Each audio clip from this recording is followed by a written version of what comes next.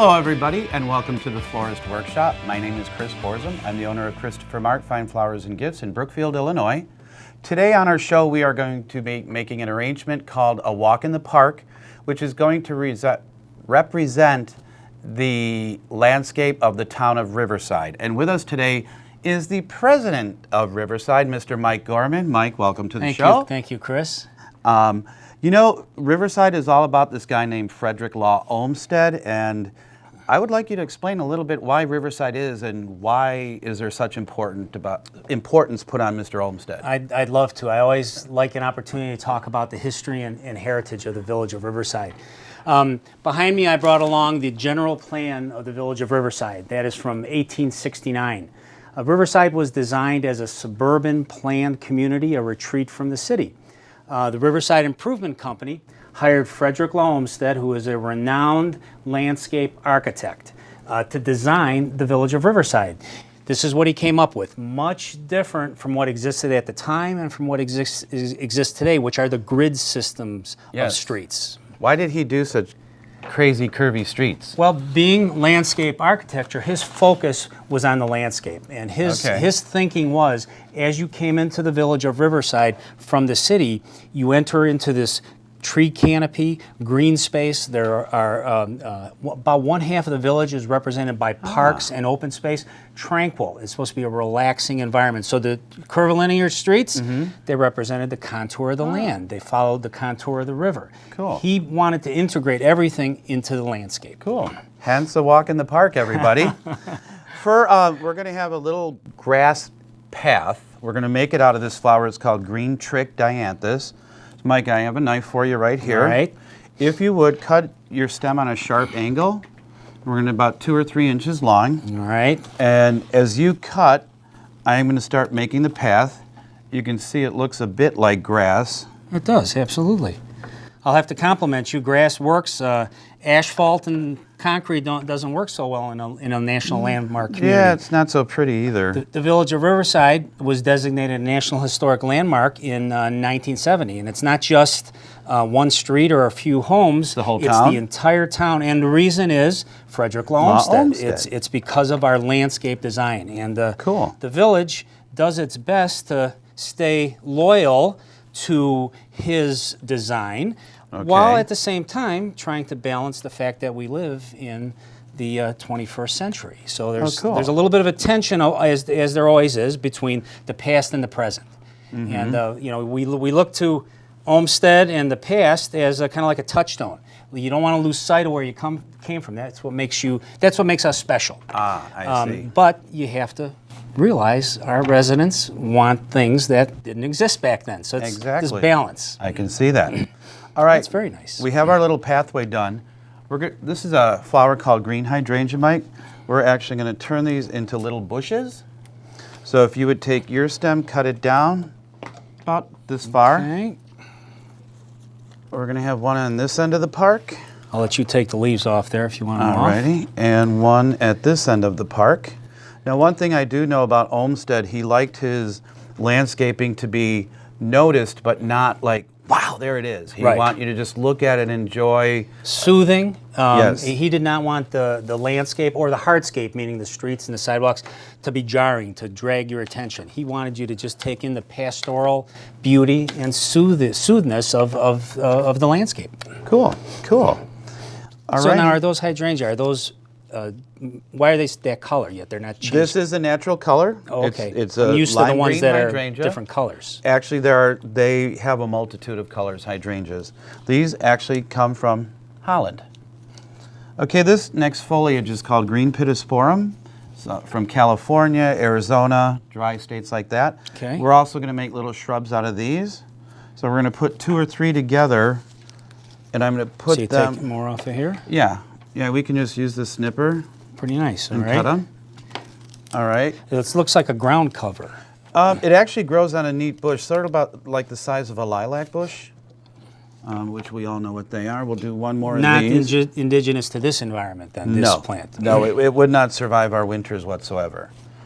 Okay, so now we have a few shrubs here. Okay, we're going to do some trees. Okay, we're going to use these, which is called Bells of Ireland. sort of like a larch tree, okay? If you would get a couple branches. Nope, I think we have a tree that... that'll be a short tree.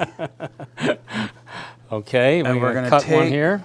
We're going to put like a cluster of 3 trees each, two clusters of 3 trees. I'll trim it here for you, and if you need to trim it a little bit more. That's fine.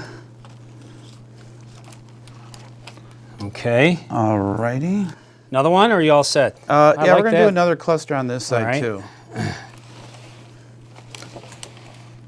You ever have an accident with one of these knives, Chris? Yeah, I do cut myself every now and then, especially right after I sharpen them.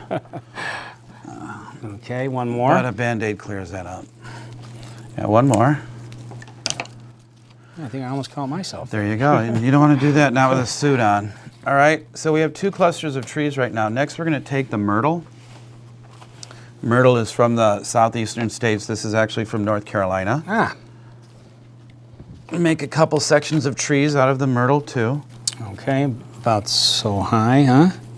Yeah, and then we'll do maybe a little taller one. I'm going to on be this careful side. with this one here. This one. If you want, you can always use the clippers. That sounds like a good idea to me. Then you don't cut yourself as much. I like that. I like that. It's a good idea. Okay.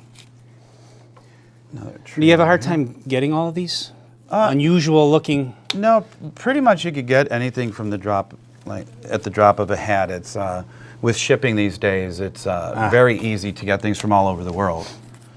All right, we have our myrtle shrubbery and our bells of Ireland trees. My goodness. All righty. And after we come back from the break, we're going to start adding the color to it. We have a couple more grasses to add, and then we're going to be adding some wildflowers to give it some color, but like you said, to make it serene and enjoyable and not pop out at you. Perfect. All right? Perfect. So when we come back, we will finish it up. Hello, everybody, and welcome back to the Florist Workshop. We're here working with Mike Gorman, the village president of Riverside, working on a flower piece called A Walk in the Park, representing the landscape of the town of Riverside. Is it a town or a village? Village. Village. What's the difference? It's the form of government. That we're a trustee president, which is a village form of government, municipal form of government. Mayors are cities? Mayors are cities and towns. Cool. Cool. Although mayor is a generic term for anybody who heads up a village. Okay. President is not as commonly used. It's typically when you say mayor, you're talking about the chief executive of a village. President, that's a president of what? The village, as opposed to the Lions Club. There you go. I get it. Mike, could you hand me some stems of that yellow fuzzy flower? Absolutely. The fancy name for this is solidago, but most of us know it as goldenrod, and it does grow all over Illinois. Well, what's important in Riverside is getting plants, trees, and so forth that are indigenous, that are natural to that area. Is that what some of these plants are? This grows all over the state. Bells of Ireland you could grow in your garden, and it comes beautiful here in Illinois. The rest of the stuff really doesn't grow here whatsoever. Okay. But we got a couple things we do. Indigenous plants, and also what you look for is diversity among your species, particularly your tree stock. Okay. We dealt with the tree diseases. Now you're dealing with the emerald ash borer. Right. Before you had other issues that you dealt with. If you don't diversify your tree stock, you're more subject to those type of pests. So you want to diversify tree stock, and you also want trees that are indigenous to your locale. So we strive to do that with our planting in Riverside. Okay, I'm going to give you some clippers, Mike. Okay. Maybe we'll have less injuries on that one. If you would just cut that into like 3 sections coming down. 3 of the small pieces here? What I'm doing is making a little bush out of this, trying to make it look like a forsythia bush, which is indigenous this is nice. to Illinois. Absolutely. You see all this, especially in the springtime. Yes, exactly. Yeah, those are really pretty. So the problem is they don't hold their buds long enough. No, they don't. No, they don't. Actually, what you can do with a forsythia bush is cut the branches in February when it's still winter, and every other day change warm water in the vase, and you can force them to bloom indoors, and they'll last a lot longer. Yep. Interesting. Yep, you can do that with a lot of flowering bushes. I guess I'm going to have to call you up a little bit more for some tips. There you go. Come over and visit you and Linda. And all right. Madam President, as we'll call her. Okay, I'm going to use this one last here and make one last quote-unquote forsythia bush. Let me turn this around so the viewers can see what we're doing here. What's nice with greenery too is it's just not one color green. Right. There are the various shades, which is, you have the plants or bushes in your yard. You always kind of strive to get a little bit of variety with the natural landscape. In my, when I design, I like to use a lot of shapes, textures, sizes, and shades of color. I think it adds more of a visual interest to it. And as you can see, everything we're using here is a different shade of green, and the leaves are different shapes, they're different sizes. It creates a visual interest then. Okay, so right now we have a couple green hydrangea bushes, some myrtle trees, some bells of Ireland's, which I'm going to pretend they're like larch trees, and then a couple forsythia bushes here and there. Next, we're going to add this grass. Okay. Actually, let's use the little yellow balls. All right, these are kind of interesting looking. The real name of this flower is Crespidia, but the nickname that we use for them is called billy balls. Billy balls, gumballs too, huh? Something? Could be that too, yeah. And what I want to do with these is line them along the pathway. So I'm going to start in the back. If you would start in the front. About how long would you like them? 2 or 3 inches. All right. Okay. And I'll just start back here. What you want to just do is just put it to the right or left of the path. These are a little stubborn here. Yeah, they are. That's all right. We do have some garden shears too if you want to use them. I think I need that. Be a little easier. That sounds like a good there idea. There you go. Okay, good. You know, it's always about the tools, right? If you don't have the right tools, and that's my problem when I try to do something at home, don't have the right tools. I was always told growing up, there's the right tool for the right job. And sometimes you just need to know who to call to do that job. So if I can't do it yourself. And if I need floral work, Chris, I'm going to come over to Christopher Mark Florists, that's for sure. Oh, thanks. I appreciate that. All right. Alrighty, now as you can see, we have our little pathway lined with the Crespidia or the billy balls all the way through. Alrighty. Next, we're going to add this grass. Okay. It's going to represent like a long garden grass. I mean, we don't want to cut it down. We really want it to be visual. So what I'm going to do is somewhere around here, I have some floral tape. This is like maybe it's back in the drawer. A prairie grass is what this is? I want it to represent prairie grass. So what I'm going to do is take a cluster, take the floral tape, which this tape is made of wax. And when you pull it like this, it'll stick together because the wax gets all waxy. Waxy, okay. Yes. I'll go for that. So cut it. And I'd like to have you try making one. All right. As you spin this around, pull it, and as you pull it, that gets the wax sticking together. Okay, let's give it a try here. Alrighty. We're going to put one at each end of the path. We have some prairie grass on this side. Very good, Mike. Not quite as, I'm getting a little bound up with it here. As long as it's clustered together and it's quite as good as yours, but let's see, you think that'll do for us? That'll be fine. All right. I'll cut it. Perfect. All right.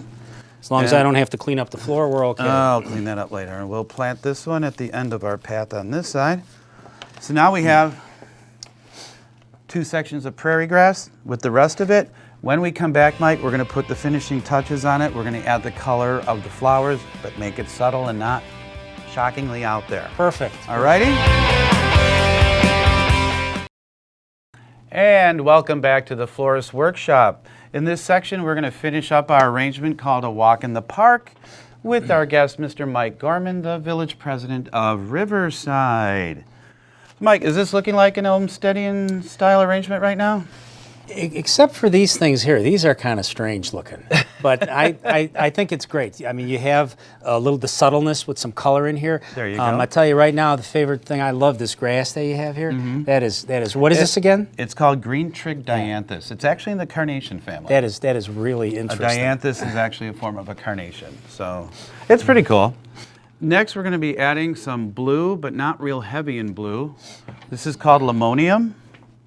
And what we're going to do is make little clusters of them and make little bushes of that around the edge. Okay. About how long would you around like this here? side and this side, okay? Like here, or you want it down what we'll do- individually? Okay. Yeah, like this.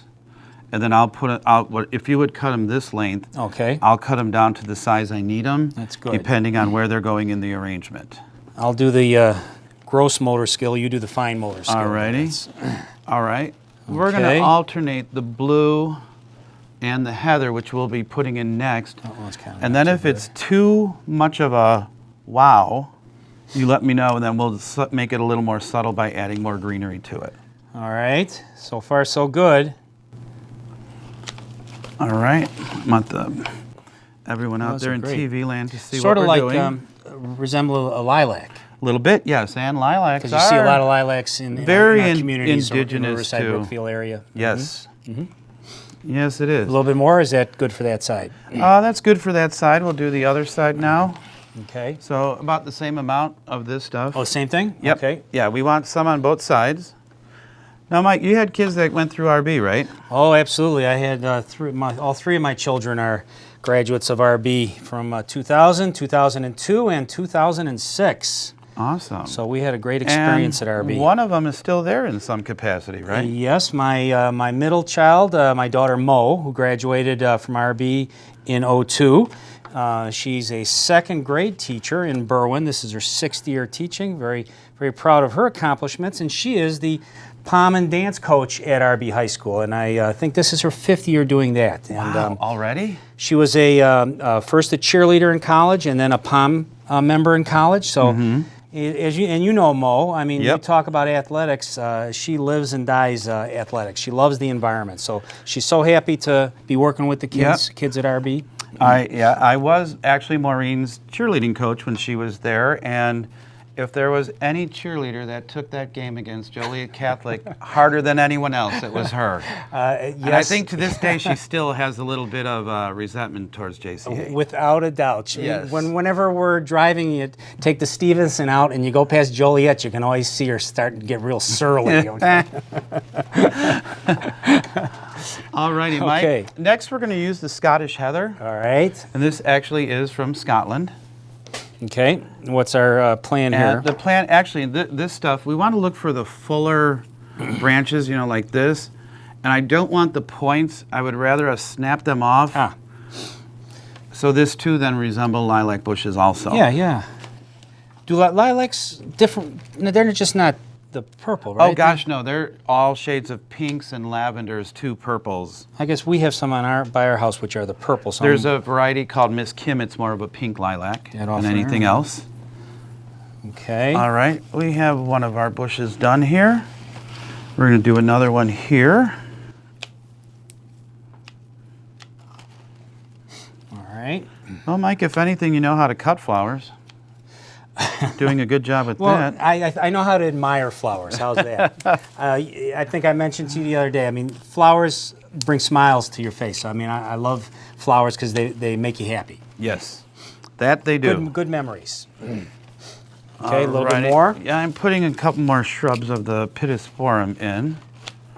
All right, now- your creative license here, right? Yeah, I didn't want too much color because I did read up about Olmsted, how he didn't like it to be the wow factor. And I know I keep bringing that up, but it was... Well, and that's true. I mean, again, the landscape is part of the general environment. He doesn't want you to focus in on one particular, growing pattern of something. He wants you to take it all in. So okay. You Sort of like the did big picture. Did a very good job there, Chris.